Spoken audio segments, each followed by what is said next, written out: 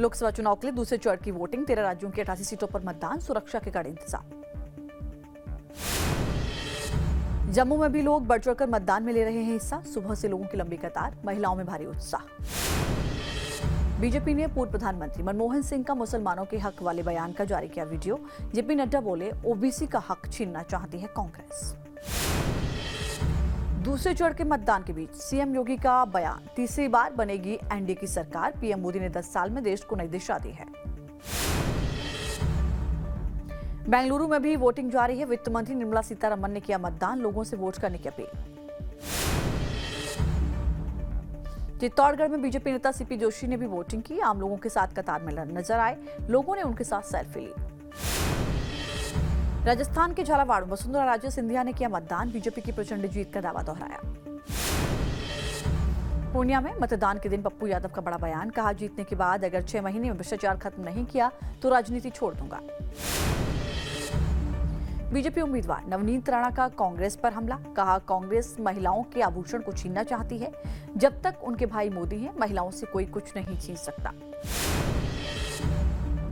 नोएडा में बीएसपी के national coordinator Akash Anand ने डाला वोट, परिवार के साथ वोटिंग की। कहा बाबा साहिब ने आपको दिया मतदान का अधिकार, जरूर करें मतदान। तिरुवनंतपुरम में कांग्रेस उम्मीदवार शशि थरूर ने किया मतदान, लोगों से घरों से निकलकर वोट करने की अपील की। बीजेपी सांसद और वर्तमान प्रत्याशी तेजस्वी सूर्या ने की पूजा और उसके बाद किया मतदान, बीजेपी की शानदार जीत का दावा दोहराया। राजस्थान के कोटा में ओम बिरला ने वोटिंग की, लोगों से आशीर्वाद देने की अपील की। मतदान के दौरान सामने आई लोकतंत्र की खूबसूरत तस्वीर। कर्नाटक के यशवंतपुरम में 100 साल की महिला ने वोट डाला। ओडिशा के पुरी में रेत पर बनाई गई लोकतंत्र के महापर्व की तस्वीर, लोगों से वोट डालने की अपील। डिंपल यादव के मंगलसूत्र वाले बयान पर कृष्णानंद राय की पत्नी अलका राय का पलटवार, कहा एसपी सरकार में मेरी जैसी कई बहनों का छिन गया सुहाग।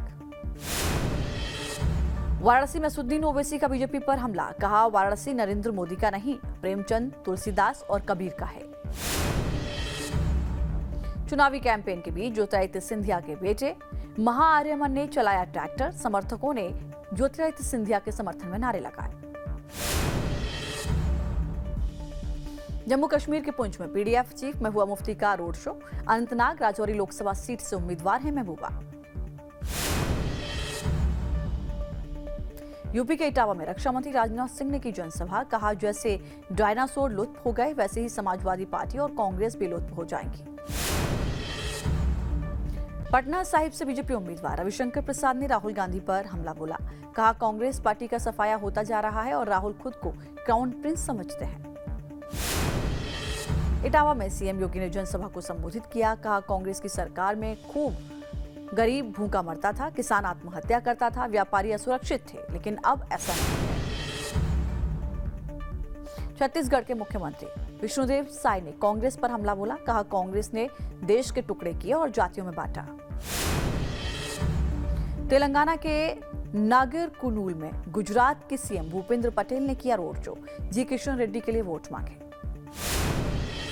न्यूज नेशन से खास बातचीत में बोली डिंपल यादव, जनता जान चुकी है बीजेपी की सच्चाई, संविधान बचाने के लिए लोग करेंगे वोट।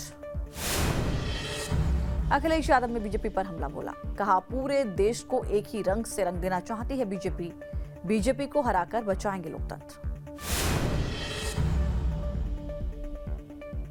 यूपी के डिप्टी सीएम केशव प्रसाद मौर्य ने अखिलेश यादव पर हमला बोला, कहा साइकिल पहले ही पंचर हो चुकी है, कन्नौज में खिलेगा कमल का फूल।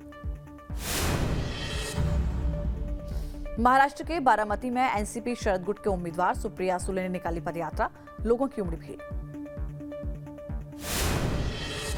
जयपुर बीजेपी मुख्यालय में सीएम भजनलाल शर्मा ने की बैठक, लोकसभा चुनाव की रणनीतियों पर मंथन हुआ।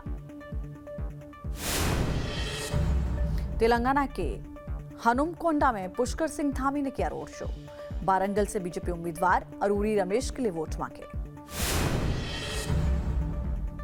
अलग अलग धर्मों के धर्मगुरुओं से मिले महाराष्ट्र के मुख्यमंत्री एकनाथ शिंदे, छत्रपति संभाजीनगर में की धर्मगुरुओं से मुलाकात। दिल्ली के मेयर और डिप्टी मेयर का चुनाव कैंसिल हुआ, एमसीडी सचिव की ओर से जारी किया गया नोटिस।